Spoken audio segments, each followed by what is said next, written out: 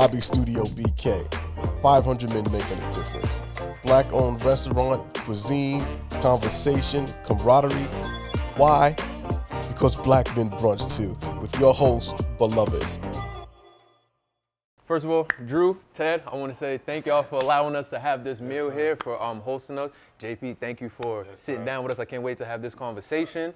I just have a couple of topics I wanted to sit down and talk to us about, and I wanted to be able to have it in a black-owned establishment, the Row House in Harlem, and what more black-owned than Harlem, right?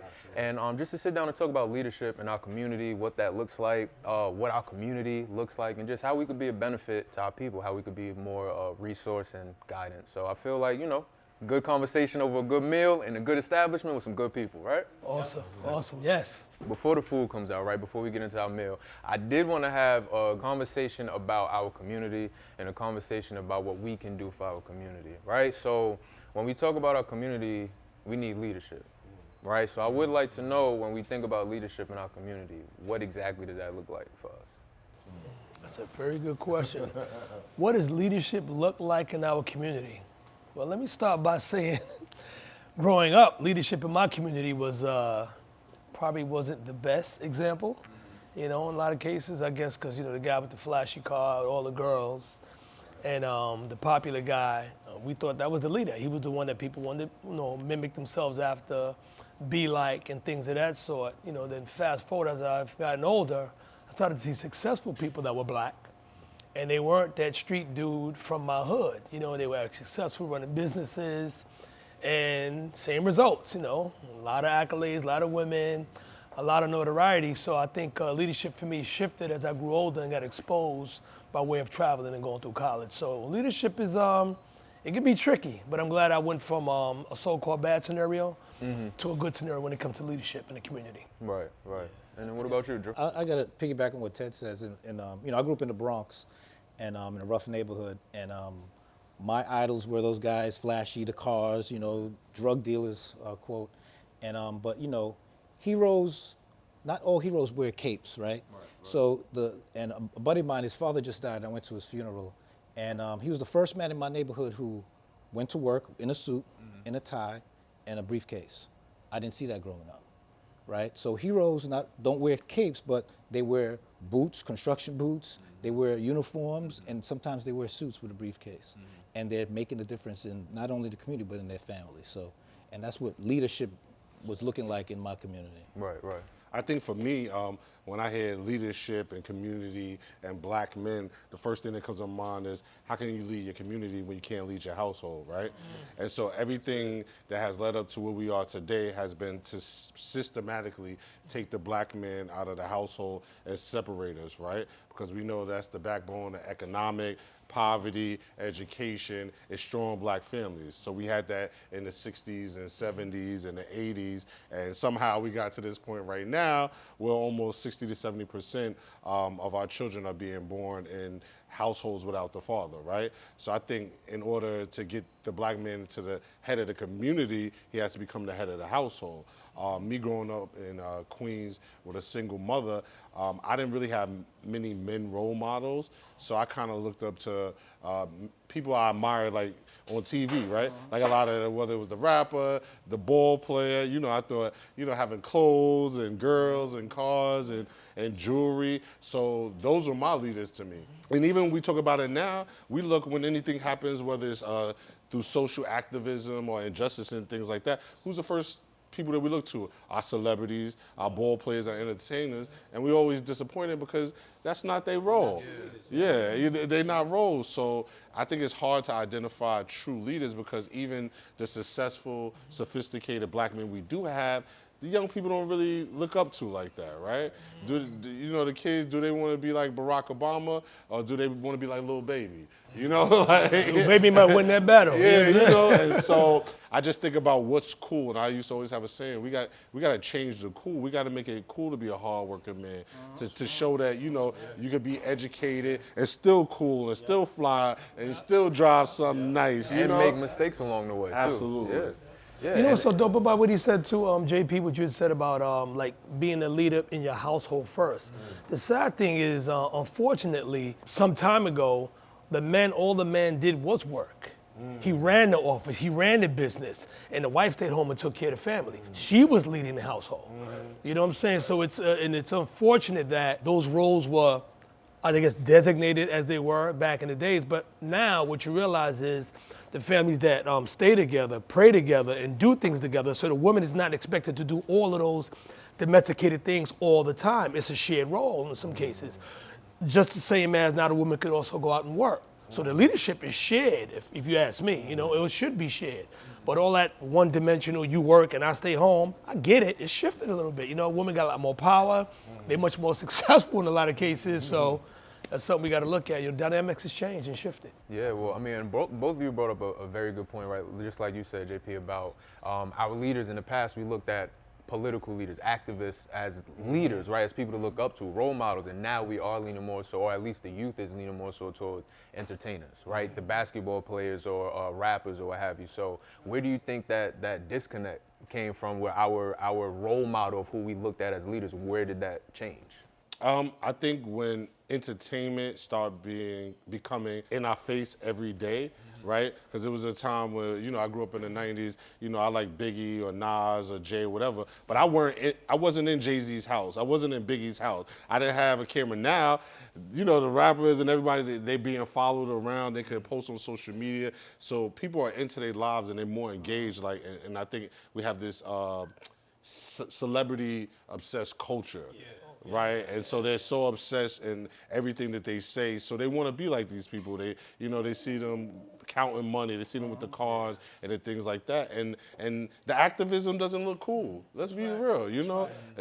You know, I think even in the '70s, you look at some of the Black Panthers and things like that. They actually made it look cool. I was about to say that looked cool them to me, with the berets, and you know, Fred Hampton. And then think you know about what how I'm old saying, the they were, chairman. or think about how young they were. Yeah, and they were like, what, Fred Hampton was 19, 20 Right, exactly. when he got killed. You know, they were cool with they all black and they leather jackets so I think whatever, when you speak of the young people, as an educator, somebody that works with young people, they're gonna follow the cool, you know, and we gotta start making positivity cool again. I agree. You know? Totally agree. Absolutely. And I think when it comes to leadership too, is also being able to give a place to just be like yourself, or a place to learn, right? So we have Black-owned restaurants and Black-owned businesses somewhere like Row House, where you can come and you can actually see a Black man doing something with his life that you can look at. Even if you may not have a direct conversation, you can at least see, well, that's what a leader looks like. That's somebody who's telling other people what to do. That's somebody who's,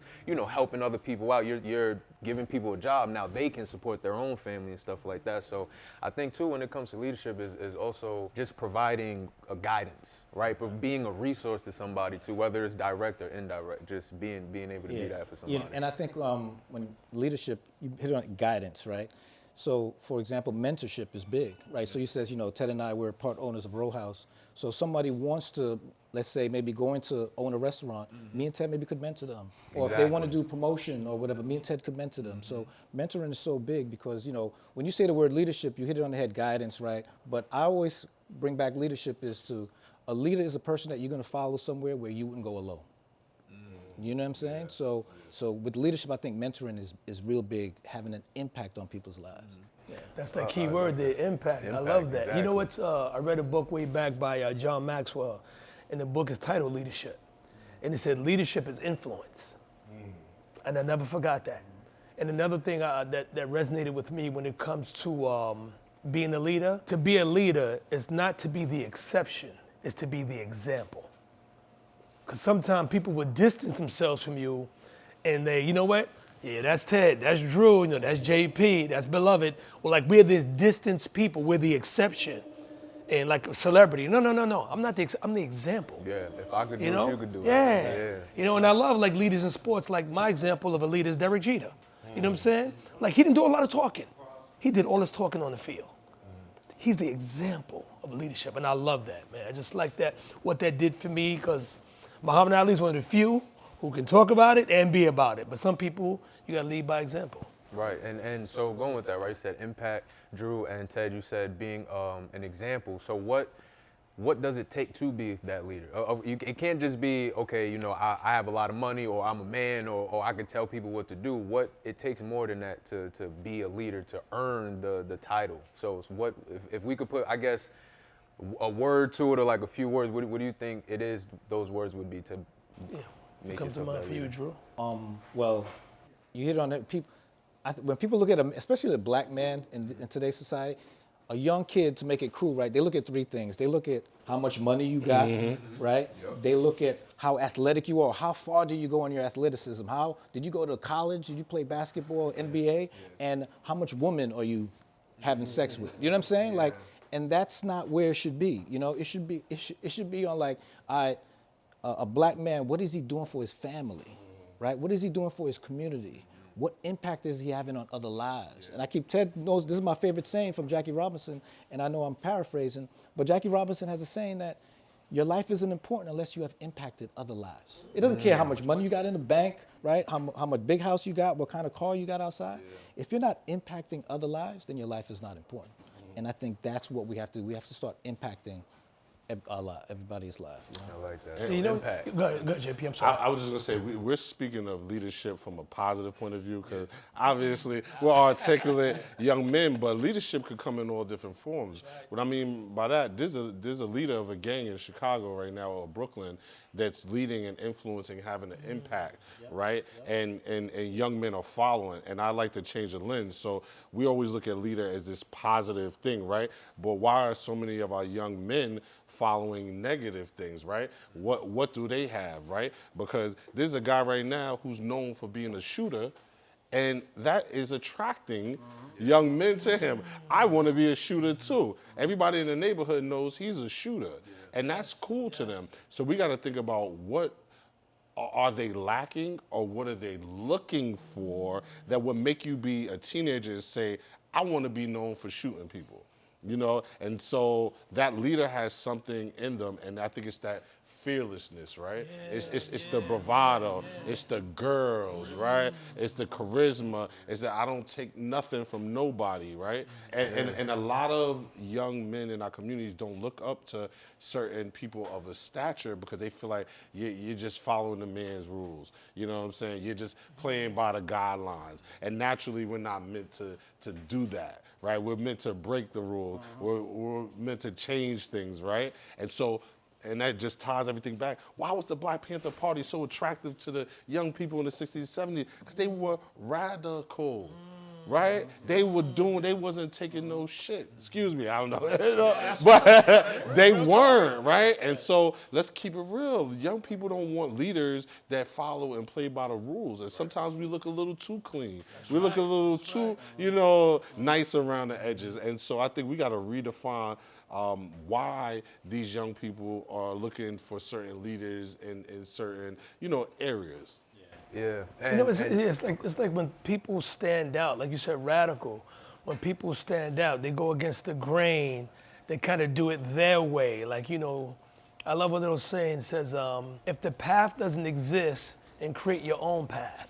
I love that difference in mindset. You know what I'm saying? And it goes back to my what I've learned recently in my life is it's about getting to know yourself.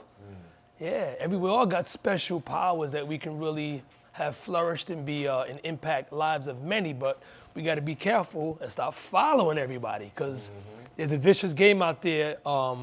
It's called follow the follower. Everyone's playing it, but very few leaders. That's real. And when we talk about leadership, right, and what makes us a leader, what are we leading, right? We're leading our community, right? And our community could be the people in our house. The community could be the people at work, the people that look like us, or the people that we have things in common. So when we think about the community that we're leading, what exactly is our community, right? Who are we leading? What does that look like? Do we even got communities anymore? Exactly. I know, right? Right? Yeah. The housing project? Right? I mean, I will say, because it's tough to answer that question, right? And no matter what generation it is you come from, I feel like it's a struggle to answer that, and it's gonna look different for every generation. But I do feel like, again, just going back to places like, you think about organizations like 500 Black Men, you think about places like Row House, right? There is community. We just have to notice when the community looks different. right? Sometimes it's for us, but it's different. Every scene is not gonna look exactly the same, and I think that we have to be okay with that. We have to be okay. Sometimes we could have a hood mentality, and what happens on this block, this is my community. What happens here, it should look like this everywhere I go. I'm not gonna be comfortable, I don't wanna go. Or I don't wanna unlearn what I know now and relearn the proper way to do things. So, just thinking about that, it's like, well, what can we say our community is to where we could feel safe enough to be ourselves, to unlearn some of the things that we've learned and relearn and trust. Yes. So that was a question, right? Right. I'm gonna take a sip about. to that. Right. Cheers to cheers, Wow. right? Cheers, brother. Listen, That's dope. We're not gonna have these glasses just looking good. I know, we showing the Let's face. get to it. See, but this is rich conversation only because now, it's funny how when you're talking, I'm looking around the table and I'm thinking to myself, oh, that was a good point, good question. So the wheels are spinning now, and I love that. But what I will say is, I think again, going back to getting to know thyself. Once you get to know thyself, then you know what you're capable of. And as far as community, what I would say is, find a community that you want to be a part of that community. If you cannot find one, create one. Because we are creators by nature. You know what I'm saying? And then sometimes you might want to go outside your community and dabble in other communities, because it's being adaptable is a powerful characteristic. You can't, a lot of people we grew up on the block with that same dude, they're on the corner doing what they do, go to that same store, hang out with his crew. But then the moment that person or you yourself, you leave that neighborhood, it's almost like you go out there, you don't see your comfort zone, you come back to your neighborhood. But me, the best thing that happened to me when I went to college. I went away to college and I had fun for a while, but like a month in, I wanted to come back home. But I stuck it out. My mother said, just hang in there, do at least a semester, what have you.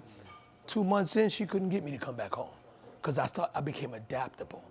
And I almost didn't want to come home. So you got to really kind of go out there, explore, find out who you are, find out what you can adapt to, and always come back home, be with your people, do what you do. But it's not like exploring other communities, coming back, adding back to your community, not judging other communities, being understanding, because it's all about where you're from, what you're a part of, whatever. Just the exploratory part of the self is amazing to me. And you can't narrow yourself just to one community or this community. Right. We're a community of the globe. Yeah. We're a world community. And the thing, Ted talked about self-development, and I took a self-development course with Ted. And one of the things that it taught me was that it was an exercise. You had a group of four people, but the room is with 100 people. And I'm only concerned with my group getting back on time. I'm not concerned about the other 75 people or 80 people getting back on time. Yeah, Professor, my group is on time, we're good. No, I'm responsible for those other people. Let's get the, and I think we're too narrow on just this community. Our community is the world. We are our brother's keeper. Amen. We really are. Amen. So if you look in the mirror, you want change, we got to change, not just us, our little community. We got to change when we go outside and step outside. We got to be the example. That's what we got to do. We can't just be narrow, like, I'm just going to talk to these people, like Ted says. We got to be being comfortable uncomfortable in other communities and talking to people in different views. I mean, I agree to an extent, but I will say for me personally, when we talk about black people, I feel like our community is just so accepting of everybody else. We're so willing to learn or participate or allow other people to participate in what we do, or we want to participate in what we do, that we don't show enough attention to just us, right? Like, I feel like for black people, because black people come all many different shapes and sizes in different countries and islands and all of this stuff, but we don't treat each other like, we still look alike, right? Like, we still get treated the same no matter where we are. So I do feel like we should take that time to hold each other tight and not let other people in. Every conversation doesn't need to be a public conversation, you know what I mean? And in those environments, that's where you might feel a little more comfortable being corrected, right? Like, as somebody that's 27 years old, now that I'm, my brain is now developed now as a teenager, I'm sitting there saying like, no, I know what I'm doing. So when I hear somebody that's 30 or in their 40s telling me, hey, you need to do this, you need to do this, or I think you should, hey, you kind of did, I wouldn't do that, do it this way. Hey, well, you don't know, this is a new day. I couldn't take that. I wasn't listening to my community. You know what I mean? So I feel like we got to hold each other closer, and before we bring other people in and accept other people, of course, accept them, right, for sure. But before we do that, let's bring us in a little tighter first. You know what I mean? And yeah, for sure, for sure. But you know what's interesting when we think about community? There's so many different type of, we just think of black and we say that word, right? But there's so many different levels and diaspora of the black, just even in America, right? So I grew up in Southeast Queens, you know, Lawton, Queens Village, Cambridge, Hollis, 95% black, working class, 95% black homeowners, right? One of the few places in America where the wealth of the black people is higher than that of the white people, right? Because we own our houses and our grandparents and all that bought houses, right? I remember going to Atlanta when I was like 18 or 19, moving there, and I was meeting different black people.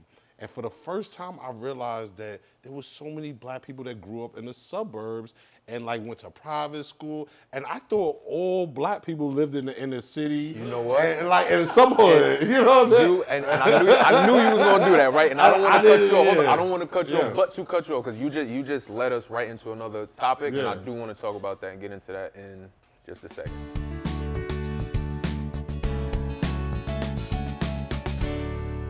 Do you think black men are good leaders in the black community? I definitely do. I do believe we have a lot of black men that are great leaders in a lot of capacities, in raising families and maintaining household, in being activists. So I'm actually quite proud of, I'm actually quite proud of my black men. However, is there more opportunities for them to do better? Definitely. I would not disregard the fact that there are a lot of systemic barriers that prevent black men from living up to their full potential. Given the opportunity, a lot of black men would do so much better. Not that they're not doing good, but there is a lot of room for improvement. Now we got to really ask the serious question, which is, are black men really the leaders? Like, are we doing what we should to deserve the right to be called leaders, right? And I'll tell you the reason why I'm asking the question is because everything we just talked about or described, it seems like black women are at the head of that, or at least participating in it way more than we are. Mm-hmm. So are we the leaders? Are we, like, how can we? I think at the end of the day, it goes back to the household, right? Mm-hmm. So if we don't have that respect from our children and our women, it's hard to say that we really run or lead our communities, in my opinion. Well, when you start saying words like respect, the next question I ask is respect just given or is it earned? She gotta be earned. So then that still goes then, right? Like, how do we earn the respect? How do we earn the title of leadership? Because yeah, like, to be a leader comes respect, right? But then also people have to trust that you're leading them in the right direction, right? We're leading them to something. Well, half the battle is showing up. You know, showing up not only for your family, but giving back and trying to help others and bring up young people in that mentorship. A lot of you know, my mother told me one time, she said, growing up in the 60s, 70s, the worst thing that happened to the black community was desegregation. She was like, because once the successful black people in the community, especially men, got a couple dollars, what'd they do? Move to the suburbs, right? Mm-hmm. Before that, you didn't have a choice. You had to have your own little pharmacy. You had to have your own little grocery store. You had doctors and dentists and lawyers and things because they couldn't go out, you know, to the suburbs. This once they got that opportunity, they were gone. So us just, the successful ones not looking down on the ones trying to come up. Right? Because you were there before. And I think that goes back to there's levels to it because for some reason, when some of us get successful, we start, oh, look at his pants. Oh, look at the music he listens to. And then we start sounding like the old heads, right? Listen to that music back in my day, you know. So I think showing up and being leaders for those that are still underserved and haven't figured out the right way is very important as well. Right, and what you said, Drew, that's kind of why I brought that up of I think we should be more selfish with our community because you brought up a very good point, JP, which is we get some type of success or at least we get structure or some type of foundation. The first thing we do is leave our people. We go somewhere else. Absolutely. Right, so how, again, like with leadership, we're leading, okay, I'm going to lead my people away from my people. You get what I'm saying? Like, how can we, of course it then goes back to community, but in leader we have to lead the community to just better so we don't have to leave. We don't have to leave in order to feel safe. right? Like we can't even feel safe enough sometimes to just send our kids to the school in the community that we live in. We got to send them somewhere else. They got to travel halfway across the city because we just want a better education. But when we talk about the education, who's the one teaching the youth? There's more black women in these schools leading in the education system than it is the black men. See, the thing that comes to mind for me when it comes to leadership, as we talk about women, is the fact that I almost feel like women were kind of like pegged as someone who just had to stay home and take care of the kids. They weren't deemed as leaders. Meanwhile, manning the household, leading the household, just being that barn woman in the crib prepared them to be leaders. I think it was almost like one of those default type scenarios. So they were being groomed to be leaders, and I'm gonna say it, I'm gonna keep it a buck, to deal with this dude called the man, the husband, who's supposed to be the leader, in some cases falling short. So they dealing with this dude, raising the kids, keeping the house clean, keeping the family business out of the streets. They were being groomed for being excellent leaders. Then some of them, as time moved on, to become, go to school, graduate, still raise the kids, still take care of that man, provide for him and put food on the table. So I think it became this power training school, if you will, as the home training women to be amazing leaders. And then because they didn't ask for it, they got it anyway. They didn't pump their chest, I'm a leader, oh, I'm a leader. They became leaders by default based on how they were portrayed and some of the tasks they had to perform for the family. So it's powerful. And I only say that because, and I know this just by our conversation, us here sitting at this table here, no disrespect to our fathers, but my mother was the bomb. My mother was an example of a leader. My two sisters, amazing leaders. So a lot of my leadership qualities came from them. My father did what he did. He only did what he knew to do, so I'm not hating and getting mad at him for that, but my mother was amazing.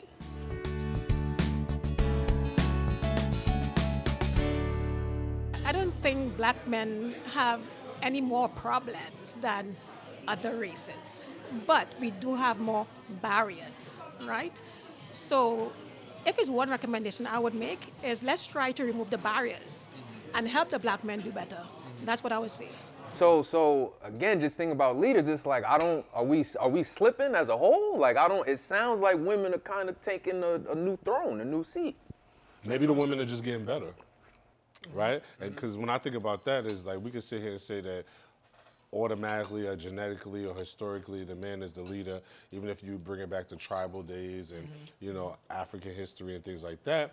But I know some powerful women, right? That if you put them in a corporate environment or the boardroom, I trust them to lead more than some of the men I know. Their morals, their values, their principles, their work ethic. And we know educational wise, they're just coming up. So maybe it's a combination. Maybe it's men aren't stepping up and the way we should, but maybe some of the women are just getting better because they playing on the same field with us now and they beating some of the guys. So we can't downplay who they are and just think automatically because you're a man genetically that you're a better leader than a woman, because I know some great women leaders, and they powerful, and they getting money, and they taking care of kids, and taking care of home, and take care of their man, and they doing it all. And this guy's just trying to figure out, how to make it to Friday. Well, let me ask you this then, Drew, because you brought up athletics before. That's something that we look up to, right? With what JP just said, women are getting better. So if women are just getting better, when you look at athletes, if you have a teammate getting better, your automatic goal should be to get better as well. It seems like what we expect for women to slow down, so this way we could catch up. Right? Instead of us just going, no, we need to work harder because they're outworking us, and it shouldn't be that way. Even if they're good at it, but it shouldn't be that way. Because we want to be the leader. Women are saying, I want the soft girl life. I don't want to do this. I want to be able to be in the sensitive and the softest, form of themselves possible. So as black men, we got to step up and rise to the occasion to allow them to do that. So this way they can show us the respect that we feel we deserve or that we want, right? So I would like to ask you, like, just in that sense, what can we do to kind of step up in your opinion? How can we catch up to women or at least show some type of progress? Well, I mean, like what Ted and JP said, I think as women, they got defaulted into this power leadership role. Men were getting incarcerated, right? Men were on drugs. Crack epidemic really hurt a lot of people, right? So the women, they had to take over and they had to be strong. Also, women are highly educated now, right? I think more women are going to college and getting college degrees, right? They're coming out of college making more money, right? So, and I think that kind of has a little conflict in the household because now certain women who think they make more money than the man, they think they leading the household, right? And I never forget a pastor said, you know, the woman and man, really the woman makes the rules in the house and the man enforces them, right? So I think a woman really wants a man to do that. And I think we have, to your point, to your question, we have to step up and do that. We got to enforce those rules in the household. You know what I'm saying? The woman raised down the law, right? She's good at everything, you know, but we got to enforce those laws that me and your wife or your whoever, we said this is the law in the house, and the men has to enforce that. And we got to step up. I think to your point is, some men are probably just relaxing. Yeah, my wife is making more money than me. I'm chilling. I'm doing this, you know. And that all depends on the household. If you're a man that wants to stay home and take care of the kids, that's okay. And your wife, you know, she goes on with her career, that's okay, but it has to be discussed in the household. But it can't be where, you know, now because a woman is making more money, she doesn't have any respect for the man, you know? And I think that's where the conflict comes into the household, you know? And in the Bible, right, it says that the man should lead the household, right? Right? So I think men has to step up and take that, because a lot of women want men to lead. You know, that's that. To me, I just think most women want a man to be like, "Come on, babe, we're doing this," or make that decision. They don't want all the decisions be made on them all the time. They want the man to say, "Yo, I'm gonna do this. I'm gonna lead." And I agree with you wholeheartedly, and I'm starting to realize too, because I was in that mode of, why women? Everything is money. Everything is money. Why women just want money? And then I've come to realize that's kind of the only thing we're offering them as a group. The only thing, like when you think about being a protector, or when you think about security, when you think about compassion, when you think about being a resource, the only thing we're really providing as a whole group is finance, some type of money, and sex. And all the time, if you listen to them, it ain't good all the time, right? It's one or the other. Sometimes it's not both. So, I mean, other than being a financial resource, we have to provide something else in order for them to expect something else or to want something else, right? I gotta jump into that. Let me get one of them deviled eggs real quick. Yeah, first of all, I just want to say, they don't drop some red deviled Shout out eggs to on the the deviled table, eggs. right? That's Real House deviled eggs are the best of the yes, best. You know what I'm saying? It definitely is. But I gotta jump in because I take offense to that, because I think men can provide more. And so right now, young men, get your notepads out, right? So I'll use me because I like to use real examples. So my wife is very successful. She works in finance. I work in education. We know there's different ball games, right? But my wife still sees me as the leader of the house, right? And so even though I can't provide her with more money than she could provide herself, I create the vision for the household, right? I make sure we have structure. I'm like, all right, this is our plan. We're gonna save this amount of money. We're gonna spend this amount of money when we go on vacations. This is our goals for the year. We sit down every January 1st and we sit down, we write goals. And so I bring morals and values. I bring a spirituality. I say, hey, it's Sunday morning, get up, we're going to church. Shout out 1 Corinthians Baptist Church, Harlem right around the corner. But I provide that, and then I provide that also motivation to say, even though we have careers and we're doing okay, we still should want more. Because sometimes, let's be men and women, they get comfortable. So I'm like, all right, we don't have kids right now, so why aren't we doing things after work? What's your side hustle? Do you want to work in corporate America forever? And so I provide that motivation. I provide those morals, those values, those protections. She knows when she's with me, she's protected. You know, the companionship. So I think if you allow women or women to regulate you to just a financial or even just a physical thing, then you may need to look in the mirror and see, is that the only thing I could bring to the table, right? Because some men, you're right, that's the only thing that you can bring to the table, and that's your fault because you don't have no substance, right? You don't have no purpose. You don't have no vision. All you out here every day, get money, I ain't got to get money and then what? Live for Friday. Yeah, you know what I'm saying? Right. Get money and then what? And women want a man with a purpose and a vision, and you can become the leader of the household by your actions, right? By doing what you say and you know, always having that integrity. So I think, you know, as men, we have to be leaders, but we got to lead by example. And women will follow. Like you said, my wife don't want to have to worry about, you know, some of the tedious things. Right. She just want to, like, where we going, what we doing, man. Right, You right, know? exactly. No, but I got a question for you, JP. Yeah. Check this out. It just came to mind. The fact that obviously, from what you're saying, you're a great leader and you're a great husband. That's what I'm hearing. But where did you get that from? Well, it definitely wasn't. I didn't, like I said, I grew up without my father. Single parent mom, worked hard. My grandmother, my nana, rest in peace, helped raise me as well too. I had to figure out how to be a man on my own. And so when you ask me where I got that from, the first thing that came is mistakes. Learning how to be a man. I tell people I didn't get distinguished. I didn't learn how to tie. Can I ask you, and this, not to interrupt you, but just for clarification on your answer, because we got to differentiate. Okay. Were you asking how did he learn how to be a man or how to be a leader? Well, both. I would say both. I would say both. That's a good point. Yeah, because think of how good I was a man. Yeah, just all of that, and it's not weird, but it's kind of cool that it's similar to my story. Like you got your wife, although she does well financially, and she's bringing home some pretty good bread, she still looks for you to lead it, and you're leading. So without the male figure in your life, I mean, making mistakes is one thing, but you could have made a left turn and never came back on track. You know, so I always ask people who do a good job at something, where'd you learn that from? Because my male figures in my life, thank God I have older brothers, and my oldest brother was a pretty good example, but my dad was off the chain in a bad way. In a bad way, and I think by me seeing the things he did to my mother, and I'm gonna say this, you know, I just gotta say that things that happened to my two sisters with their relationships, what I realized was this. I said, you know what my father did and what's being done to my sisters, I'm no different than those three men. Because I'm out there doing it to somebody else's daughter. And that was my learning moment to say, you know what, I'm just adding to all of that. So to make me be a better man is to stop doing all the madness to these women that I was dating, because the victim is next is gonna be my daughter.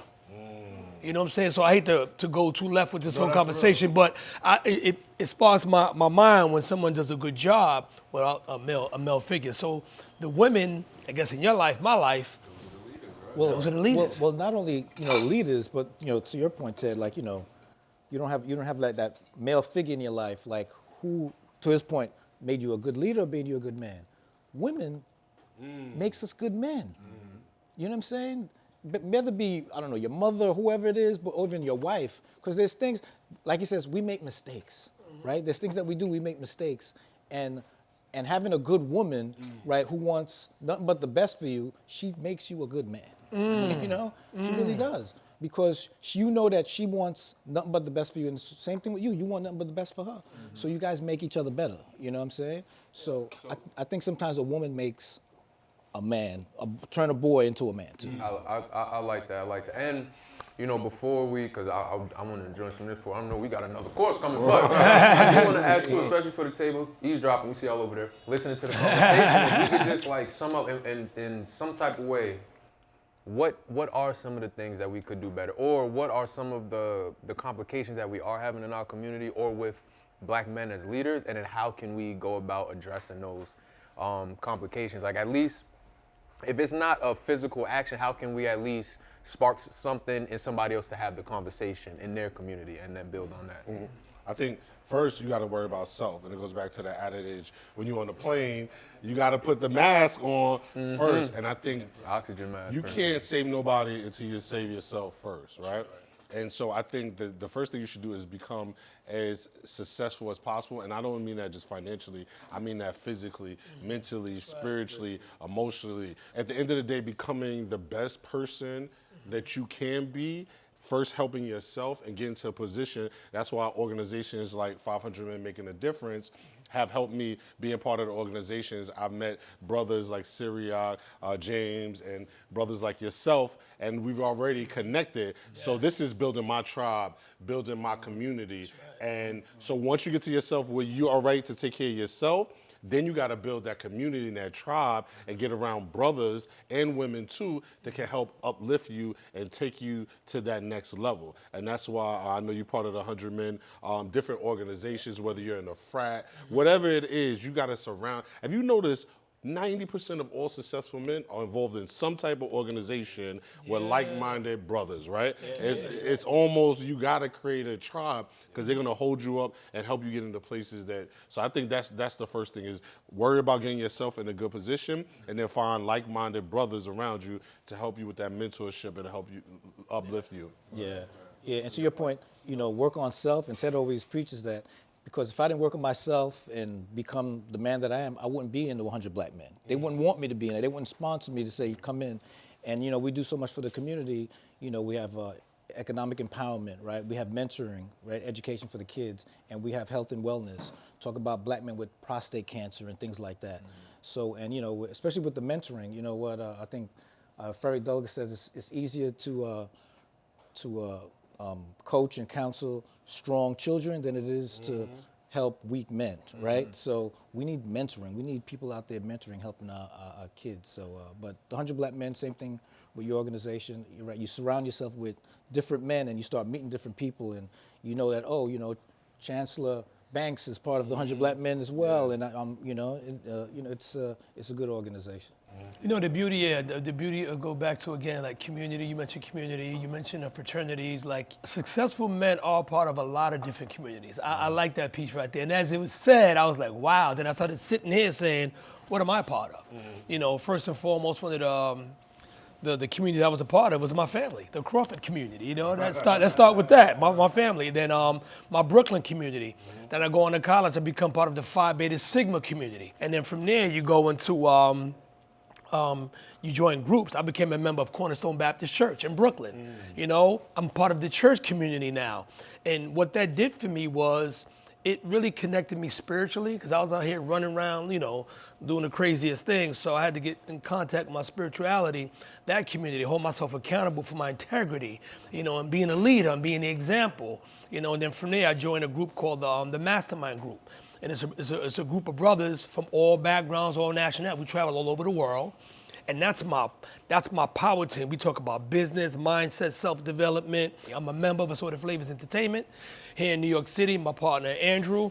And then just being a part of that community for 20 some odd years, we then took that and became part of our newest development and creation, partners of Row House here in Harlem, 115th and Frederick Douglass. It's now officially a Black-owned restaurant. Cheers That's to that. another community. Another one. So drink to that. just Absolutely. beautiful, man. And again, the Black Man's Brunch, I love it, because I've been to a few of them, and there's one coming up, September, the next one? September's the next one, man. 7th, Yep. yeah. I'm part of that community now, you know what I'm saying? Yeah. 500 men making a difference, 100 Black men. And I want to throw in another organization too, because it is an up and coming organization, and it's not officially an organization, but it's a tribe of Black men just creating and building community, and not only for men, but just for creators too. I want to shout out to the Lobby Studios BK, just building somewhere where you can come and try things, and somewhere where you can, if you have an idea that you want to help bring to life and you don't know exactly how to start it, but you have that idea, that's a resource for you to at least ask questions, give it a try, just see, and you have to be comfortable with failing. You know what I mean? So I'm glad we were able to have this conversation. I'm glad we were able to have a place to comfortably have this conversation as well. And, I want other people to always remember, a Black Man Brunch too. You know what I mean? So with that being said, a lot of good conversations happen over good food, right? And they happen with a good community. And I want to touch something, because you guys brought up something, and that's what makes the Black Men's Brunch that happens every 6 months, the one coming in September, amazing. And Brother Syriac always talks about that, is how you have every organization. And one of the things why, he talks about 500 men making a difference, but he doesn't plaster it all over the place, because he said, I want it to be inclusive. Because all these other organizations, sometimes they just make it feel like if you're not a part of that organization, then you're an outcast or whatever, right? But now we got all these different organizations, whether you're a frat, whether you're a Mason, whether you're 100 men, different studio, everything come together every 6 months. And we have people like the Earn Your Leisure brothers, Don Peebles, Pastor A.R. Bernard, Eric Adams is there every time, right? And so one of the things we want to start doing, and I might be going ahead, is we want to start getting maybe like a pin, right? Or something to identify, Black Men Brunch, people that's part of that organization. Didn't they mention that at one of the Yeah, Eric Adams. So that's a call to action. That's what I remember that. Yeah. You said it long Yeah. So I'm putting it back out there. We need to hold each other accountable. Because imagine just like, different organizations and frat have their different calls and things like that.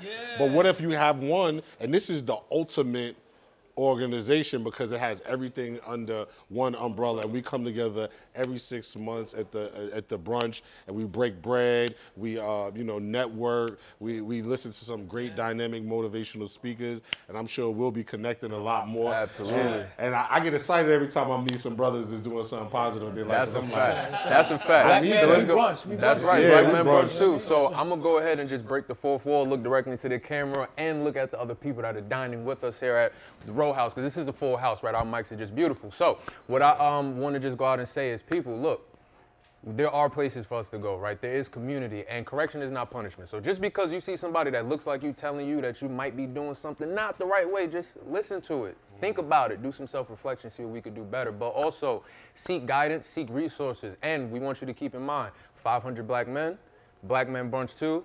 And we also want you to know that this was produced by the one and only Lobby Studios BK. So shout out to Uncle Eb, shout out to Ted, shout out to Drew, shout out to everybody at this table, Row House, and thank y'all for this good food. And we about to finish our meal. We'll check y'all out next time.